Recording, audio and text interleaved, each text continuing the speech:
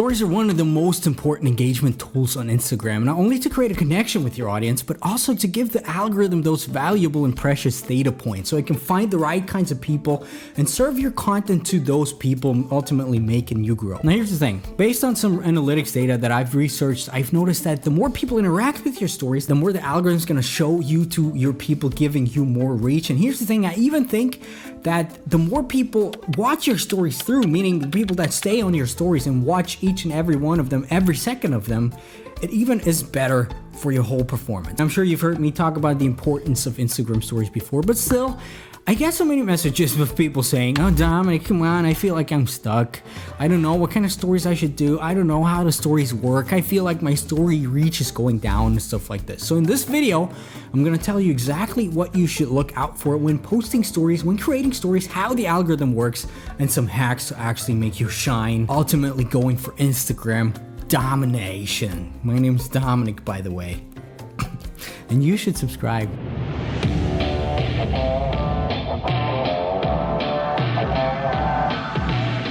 Yo, what's up, rebels? What's up, my friends? My name is Dominic, and if you watch this channel a lot, you probably heard me speak about the importance of Instagram stories before. So the first thing that you have to know is that there is, in fact, a Instagram story algorithm behind that's becoming more and more sophisticated. It tracks more and more data points, so you have to kind of be careful what you feed to the algorithm, and people naturally don't know about that. I did a lot of testing, a lot of research with hundreds of profiles, and figured out, yes, there is some sort of pattern. We're gonna get into that in this video. But before we get into all these points, let me talk about the latest Instagram story update, because there was an Instagram story update. You probably missed it.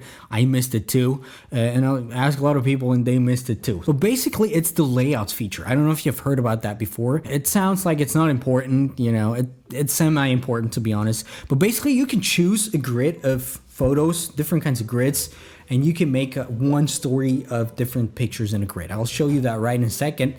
Right? You might be saying right now, "Oh, this is super lame, Dominic. What's that gonna help me for, you know, my story success, for dominating the Instagram story algorithm?" Here's the thing, my friends. A lot of people don't think about the hidden potential that's behind this story feature, because, like I said earlier, it's important to tell a story to keep people engaged on your profile, and we're gonna get into that. Anyway, be creative. Try to maximize the interactions that you get through the stories. Try to maximize the time people spent on your profile. And let me show you a example of that. So you're gonna create a new stories and go to the right, hit the layout button, and you can actually see there's different kinds of methods that you can use. This one I've noticed in particular works the best. So let's say you have something, you want to interact with your community, you have two pictures, and you want to do a poll. You know, this is like some quick hack. So you can post these in there. You know, you can kind of adjust them. Use that, perfect. Take the second one, you know, in this case, for example, just, you know, some lame ass, you know, it's just for me to show you the point here. Obviously, it's not super sophisticated, but still, what you can do now is, because it gives you this clear line, you can go ahead and do a poll and say left versus right. Left, okay, right, tight. Left, right, okay, whatever, you know what I mean. Put it right in the center, as you can see right here, and give people the chance to, you know, vote on this poll. And I've tested it 100-fold. People just love to do these things, maximizing your potential in the stories. You know, that's just a quick hack, but just wanted to say that. Now, the next thing that people actually tend to forget when posting stories is that they should actually create with a purpose in mind. You know, I know how it's like. It's easy to just, you know, film and just upload it and whatever and just say whatever, you know, and it does work, but just creating with a little bit of purpose in mind can go a long way. The whole key here is to make people interact with your profile as much as possible. So take whatever necessary steps there are to maximize that potential of people actually replying, DMing, that's the same thing, you know, sharing, voting in a poll and stuff like that. And basically, whenever you upload a story, whenever you want to post a story, kind of try to think, what is the ultimate purpose that I want to solve with this stories? You know, do you want to educate people? Do you want to entertain people? Do you just want to inform people about something? Do you just want to take people behind the scenes? Stuff like that. Always kind of think about the end goal.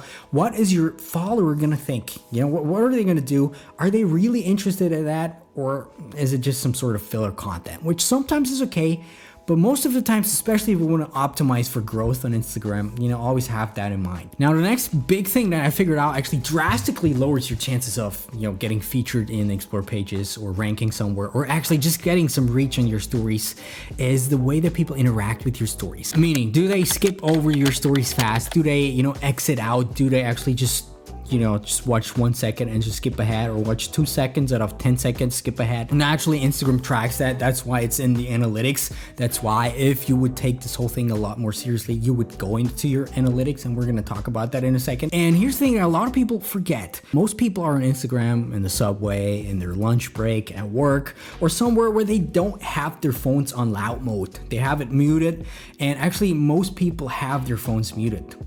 That's just the way it is.